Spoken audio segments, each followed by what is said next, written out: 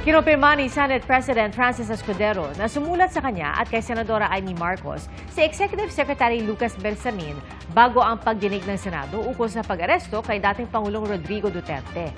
Ang paalala ni Bersamin, pwedeng i-invoke ang executive privilege ng mga miyembro ng gabinete na dadalo sa pagdinig. Saksi, si Mav Gonzales. Sa isang liham kay Senate President Chis Escudero, may ipinaalala si Executive Secretary Lucas Bersamin noong pagdinig sa Senado tungkol sa pag-aresto kay dating Pangulong Rodrigo Duterte. Gagamitin daw ng mga dadalong miyembro ng gabinete ang kanilang executive privilege, bagay na nakapaloob sa EO 464 ng Administrasyong Arroyo. Sa ilalim nito, kailangan ng pahintulot ng Pangulo kapag haharap ang mga opisyal sa Kongreso. Ginamit yata ng isa o dalawang beses lamang. Depende sa tanong na ipinukol ni Senator Marcos. Sa klaw ng executive privilege, ang lahat ng confidential at classified information na nalalaman ng opisyal dahil sa kanyang posisyon. Kabilang ang mga senior official ng ehekutibo, mga general at flag officer ng AFP, maging mga police general at national security official. Hindi ito dahilan para hindi magpunta at dumalo.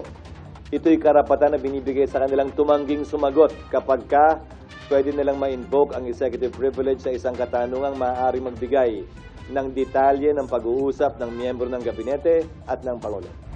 Ayon kay Escudero, na kay Senate Foreign Relations Committee Chair Senador Amy Marcos kung gusto pa niyang sundan ang pagdinig. Nitong mga nakaraang araw, may mga nakapansin na hindi binanggit ni Pangulong Bongbong Marcos ang kapatid na si Senador Amy sa mga kampanya. At huwag natin gawing alyansa lamang nitong 11 na tao, 11 na kandidato na tumatakbo bilang senador na kasama sa alyansa. Tinanong tungkol dito ang Malacanang kanina. Ang pagkakasabi lang po sa atin ay maliwanag po ang kanyang sinabi at hintayin na lamang po ang susunod na mga rally para malaman po natin kung ano po ba yung ibig niya talaga sabihin dito. Nagkaroon na po ba ng pagkakataon na magkausap sina Senator Amy and PBBM? Ayon din po kay Senator Amy ay hindi pa po siya nakikipag-usap ni Pangulo.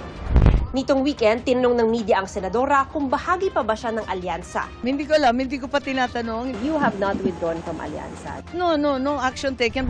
Sa tanong naman kung dadalo pa ba si Senadora Marcos sa mga campaign rally ng alyansa, papaliwanag ko lang pumasok ako sa hearing na walang balak na siraan yung administrasyon. Wala akong balak. Nagtatanong talaga ako, honestly, I was investigating yung tungkol sa rally na hindi na ako binanggit, okay lang. Tiisan tayo, wala tayong magawa. Total, sinabi ko naman mulat sa poll, baka mauwi ito sa away-away ng dalawang panig. Ayoko maipit. Para sa GMA Integrated News, ako si Mav Gonzales, ang inyong saksi.